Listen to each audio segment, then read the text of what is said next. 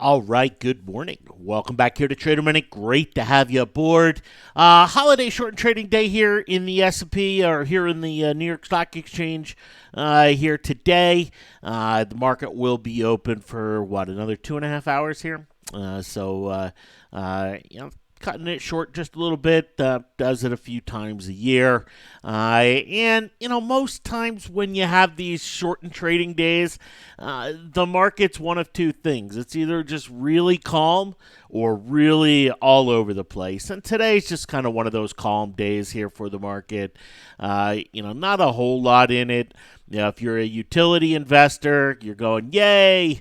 Utilities continue to climb higher. Materials continue to drop. We continue to see a lot of the differentiation that we saw, earlier this week. But, one of the things with the market that, we've talked about is the market's going to push to the 3,000 level on the S&P. Right. And, it's one of those where, what are the signs that it's going to do it?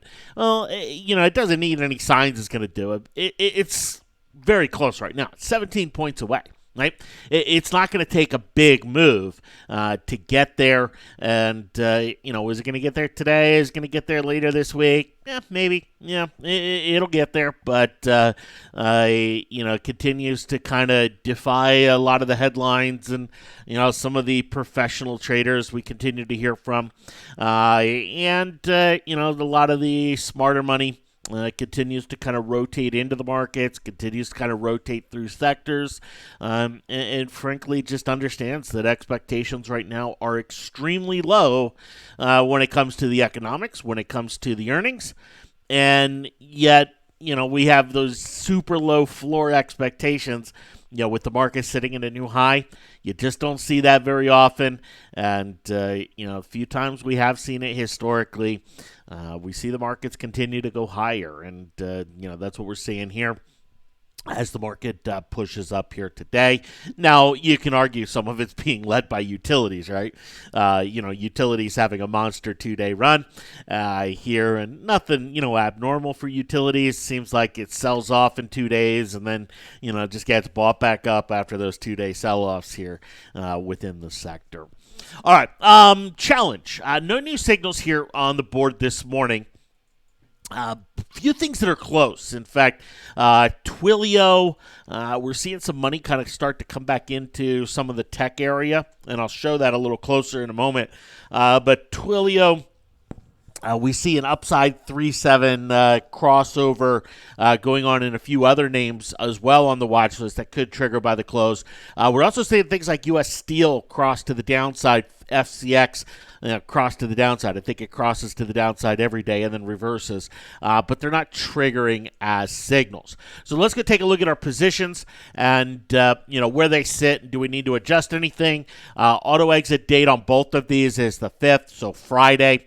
Bank of America Friday morning, Disney Friday afternoon. If they don't hit one of their target levels here with them.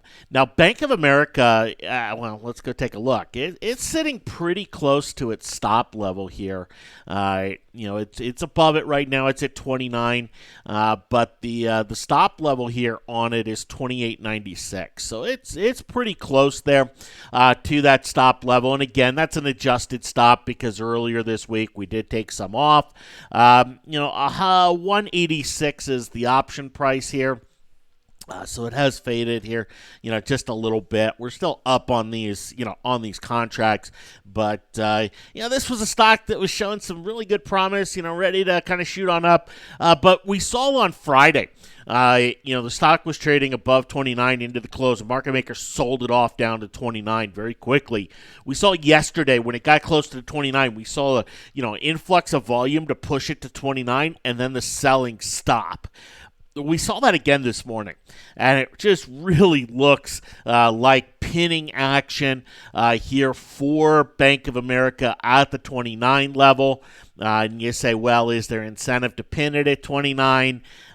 Yeah, there is. There's incentive to pin this at 29, but it's not, overwhelming incentive for it. In fact, let me pull up the open interest and show that to you. You can see the 29.5 level right here. has this 21,000 put options on it. If these are contracts that are trading for Bank of America to go down, market makers would have an incentive to push it up to 29.5. But it's not looking like that's what they all are, and rarely are they all one direction. So there's not an overwhelming spot where you say, man, market makers have to pin this. If we come and look at some of the monthlies, you can make a little bit of a different argument, but from the open interest, it's not something that's just kind of overwhelming where you say, wow, pin risk and all of that is happening. None of that matters for the challenge, but it does from a price action standpoint. That's what it looks like is going on here. And then the option on Disney 565, and that's exactly where it sits right here, right now. So it's been a little bit of a slog here this week. Not a whole lot in things.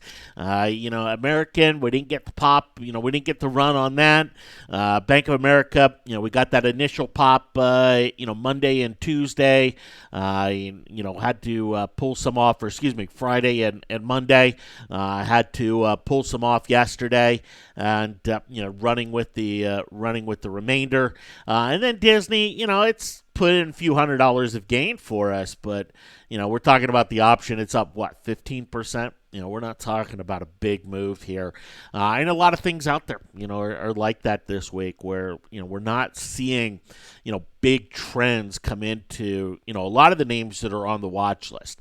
We are seeing it in some of the utility stocks and some of the healthcare names, but the watch list is not full of those names. And most of the names on the watch list are pretty calm, pretty just kind of, a little chop up, a little chop down type of action.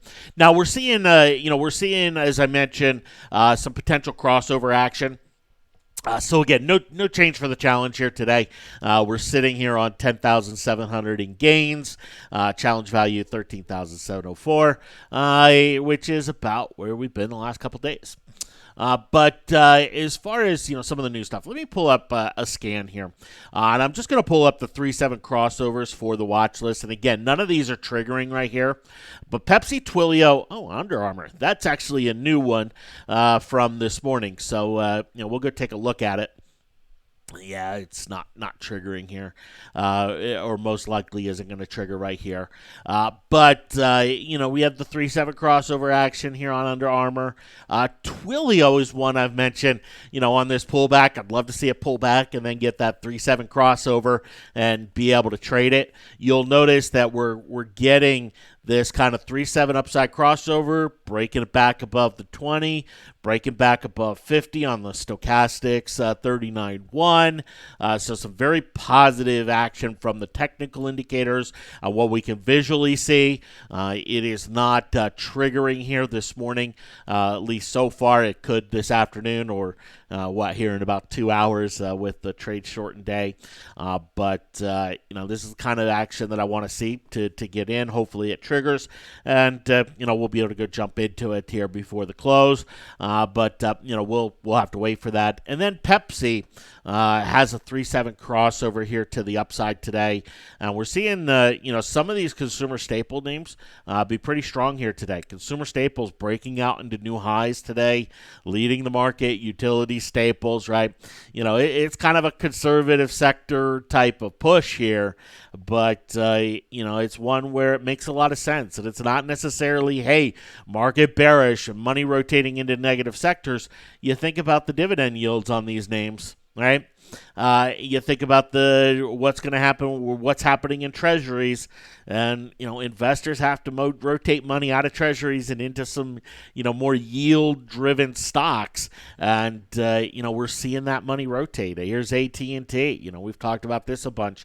We're seeing the money rotate into yield-driven names, and that is continuing here today. So Pepsi isn't exactly a big yielder.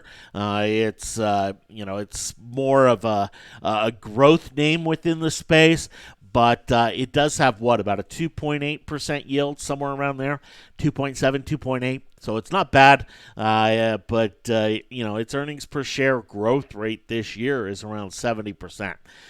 So that's very attractive, even though valuations on it are, Yeah, they're rich. They're very rich here. I believe it's trading somewhere around 13 to 14 times book value here for Pepsi, but has that 3-7 crossover action. Could be a trigger by the close. Is not just yet. And both Twilio and Pepsi, they're both stocks that if the algorithm wasn't tweaked to be a little tighter in the morning, would most likely be triggering. But it is tweaked to be tighter in the morning because options tend to be a little more expensive because whipsaw risk is a little bit higher.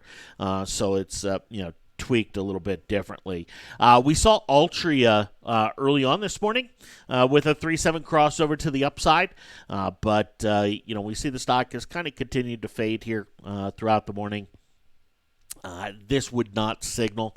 You can see where it is, relative to its past couple month trading range. It's coming off of a low, right? So we're not going to see a lot of triggers with stocks coming off of lows. Now, if we come in and we take a look at the bearish side, because this is a market that has both. It has some upside crossovers, has some downside crossovers. We saw a lot of downside crossovers in energy yesterday. You can see the names that are on this list: Halliburton, Valero, U.S. Steel, FCX, and Alcoa. Some of these could trigger. Right, let's take a look at a few. Here's Alcoa, right? Has the downside 3-7 crossover. Stochastics 39.1 below 50. There's a decent chance that we see Alcoa trigger bearish. Where I stand with this stock, and I do believe it goes sharply lower. We saw the U.S. put some tariffs on Vietnamese steel. Even with that, U.S. Steel isn't able to really bounce all that much, but is getting that downside 3-7 crossover action to it. Halliburton, Halliburton, U.S. Steel, I know one's a steel company, one's an oil company. They tend to trade the same, and Halliburton getting that same action. But again, not a signal here just yet. And then FCX, which has been, let's go FCX, not FDX. FCX, which, had earnings earlier this week on Monday, shot all the way down, rallied on back. Yesterday, open, shot all the way down, rallied on back. Today, weakness on the open, trying to rally back, but still trying to get some traction after an earnings report that there wasn't many silver linings within the report to kind of sink your teeth into and say, wow, this is fantastic. But so far investors kind of trying to buy it up, trying to keep it from tanking here. But those are some of the crossovers that we see within the watch list. Again, most of them aren't even close to being able to trigger, but Twilio, Pepsi, both of them are, and we have cash for the challenge to be able to go get into them if they do trigger by the close of the market here today. Analysts fairly quiet out there this morning, which is rather common. We did have the ADP jobs report this morning, and we're going to have the non-farm payroll jobs report on Friday. We tend to see some market movement around it. It doesn't drive trend, but it drives some chop. If we look at the employment number this morning for the ADP, came in at 102. So missed consensus, right? They revised last month just a little bit higher, and then this month, missed consensus. I mean, we're seeing employment weaken, across the board, and that's just we're seeing it in some of the surveys out there, and we're seeing it in the actual labor numbers that are coming out. Tomorrow, the non-farm payroll consensus is 165,000, and so we'll see what that looks like. But again, this isn't a number. I know this is a number where it's I call it a CNBC number, where everybody wants to guess what the number is. Guess what the number is, and that's fun and all. But now try to guess what the number is, and then how the market's going to react.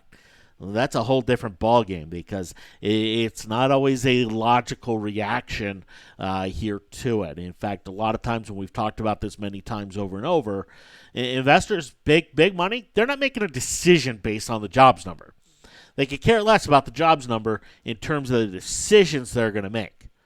But they wait for the jobs number because they can wait for that kind of chop or that chaos to kind of leave and then go get into things with a little bit more stability. So, that's oftentimes what we will see.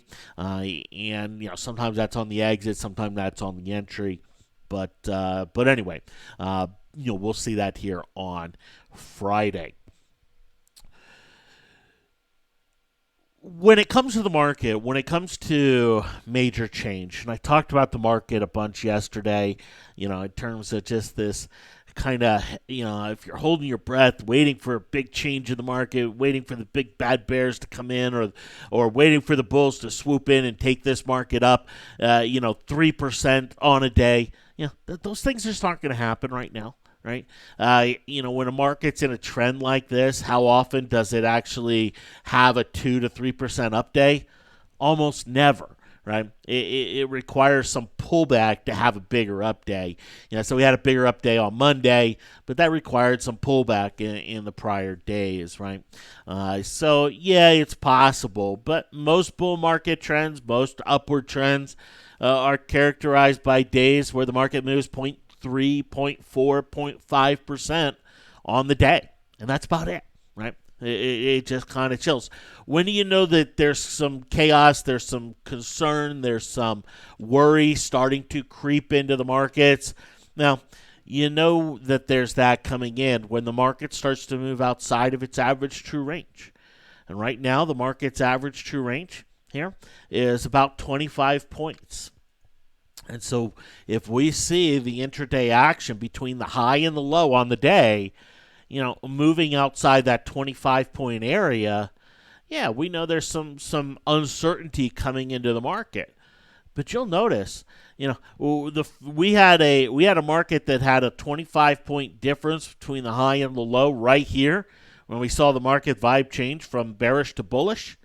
But since then, we have not had a single day where the difference between the high and the low on the day is 25 points. The market has been rather subdued, rather compressed in terms of those bigger moves, the bigger moves that tend to indicate trouble ahead, and those bigger moves can be on the upside too, right? Where you get kind of this, don't miss out. And so everybody who's been waiting jumps on in, so there's no buyers left.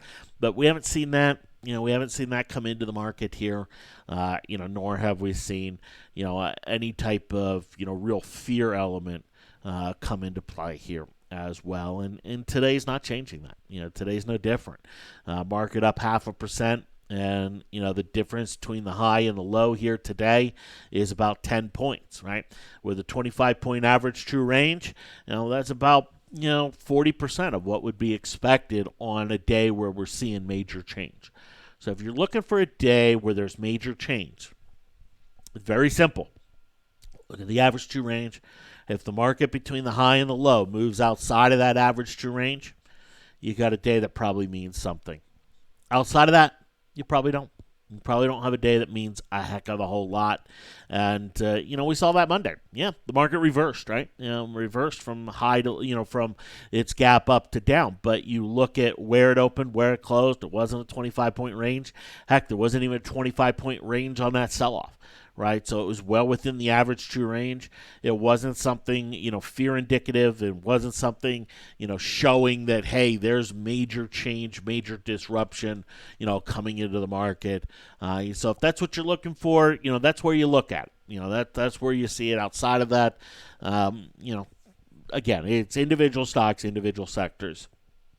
Pick your trades and run, and let the market kind of do what it does. And understand that the chase for 3,000 is most certainly on. Thanks for hopping on. This afternoon, when I jump on, it'll be 30 minutes before the market close. I'm only going to jump on to do some challenge changes, and then if something major happens in the market, I'll talk about that. But, I'll be on about 5 to 7 minutes, make any changes that need, whether we need to buy some Pepsi or some Twilio or exit Bank of America, or Disney. whatever needs to happen, we'll make that happen. But I'll be on about 5-7 minutes. I know it is a holiday for most of us. Those of you in Canada, had Canada Day on Monday. Hope it was a great time, and I know we have many that are in Europe and Australia and other parts of the world. So, either way, no matter where you are, enjoy the holiday. Have yourselves a great one, and we'll talk to you this afternoon. Take care.